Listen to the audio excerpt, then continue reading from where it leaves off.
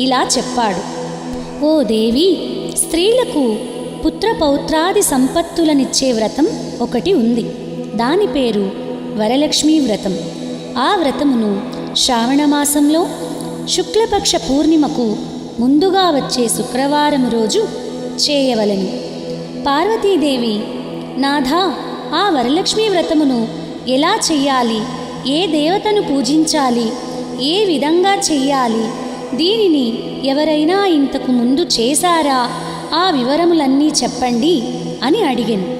అప్పుడు శివుడు పార్వతీదేవిని చూసి, ఓ కాత్యాయని, వరలక్ష్మీ వ్రత విశేషాలు చెప్తాను విను. పూర్వము మగధ దేశమున కుండినమనే ఒక పట్టణం ఉన్నది. ఆ పట్టణము నిండా బంగారు ప్రాకారములు, బంగారు గోడలు గల ఇళ్ళున్నాయి. అందులో చారుమతి అనే ఒక బ్రాహ్మణ